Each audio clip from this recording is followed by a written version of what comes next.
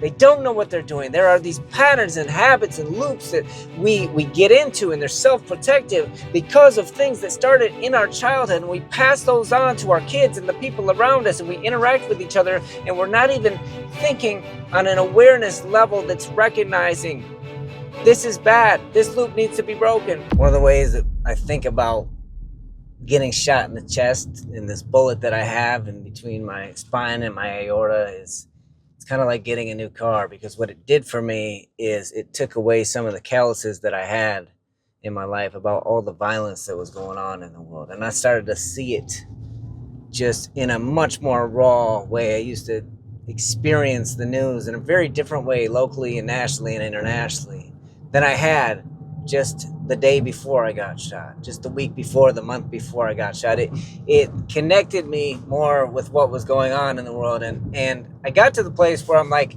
I wasn't at a why me. And 3 years before that, I had been jumped by 7 dudes, just randomly. Both of these sunny days, just everything, birds chirping, everything's fine in the world. And I get jumped, and 3 years later, I get shot in the chest. And there were also other things that had been completely heartbreaking and tragic in my life leading up to that. And all of this pointed to a question. And it wasn't a why me question. It was more of a why us question. And I began to adopt this mentality that I now recognize is a victim mentality.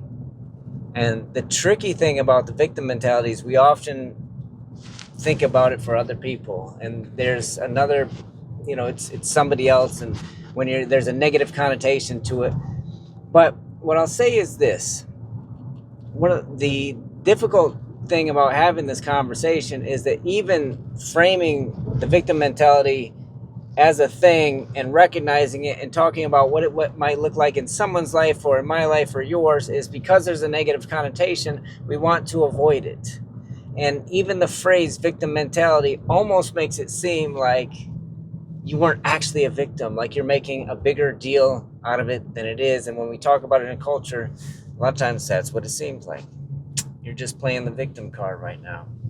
And what I would say to that, and as I've had a chance to sit with my pain, as I've had a chance to go back to some of the childhood stuff and think about some of my earlier trauma in life and the early pain and the ways that I formed my thoughts of the world and of God and of myself, I realized that all of us are victims. Because when I look at even the early things, whether it's the kids around me, my peers, whether it's the pain that my parents passed on to me, even as they loved me, but out of their own pain and out of their own brokenness, being human, trying to raise a little human, all of that, I realized they were at one point victims. I started looking at their childhood, and I started looking at the things that made them self-protect, the things that made them operate out of fear or anger or trying to anesthetize pain. I looked at that stuff and I was like, they were victimized. And then I couldn't help at that point but look at the people who victimized them and say, hey, there was something that happened to you too. And at some point, that stuff you realize just goes all the way back to the beginning of creation. And then we've all been in a place where we have been the victim, and we've all been a place where we've been the perpetrator. Now, your victimhood or your perpetration may be bigger or smaller compared to anyone else's, but the thing is that we are all together in this, that there is no one who gets out of this. And that started to unlock something within me. And that's why I'm sharing it, because I want you to understand, when you can see that, it begins to free you up to where you don't have to hold things so tightly. You don't have to be so intent on figuring out how people wronged you and how we're going to get back at them. And you can begin to forgive. For me, that was a big unlock. This let me put my stones down, so to speak. There's a scripture where the woman comes out and a whole crowd of men bring her, and they're like, hey, she was caught in adultery. What should we do, teacher? And Christ answers, and he's like, hey, whoever has no sin, throw the first stone. And this helped me put my stones down because I had a chance to see that, hey, I've been on both sides of the equation. I've been the victim, I've been the perpetrator. And in order to stop that cycle, I need to go within myself. I need to forgive the people around me. I need to forgive myself. I need to find peace and love in myself in order to stop pointing fingers, in order to stop blaming, in order to stop looking at everybody else for fixing my problems. I need to recognize, like, oh, you're broken. I need to recognize, like Christ did on the cross, forgive them, because they don't even know what they're doing.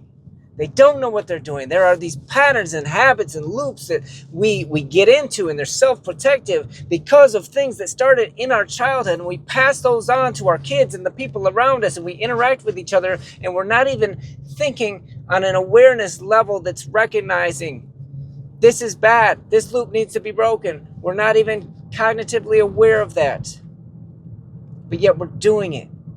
So I realized, man, that awareness is special. That awareness helps you not to walk into those same traps. Now, it takes a minute and it takes practice to get to the place where you begin to behave in alignment with your awareness. But the first thing is the awareness.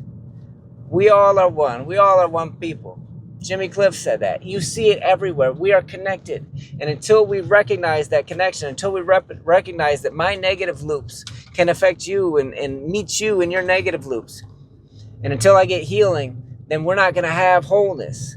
And this is going to impact every area of my life. The reason I talk about identity and healing and wholeness so much, because if you want to move somewhere, in business, in your life, in relationships, if you have a dream that you like, until you get whole, you're never going to realize that dream. Because even if you have the framework and the structure of that dream, even if your life looks like all the things that you thought it would, you will not be able to enjoy it because of the victim mentality that you think is for somebody else, and it doesn't even apply to you.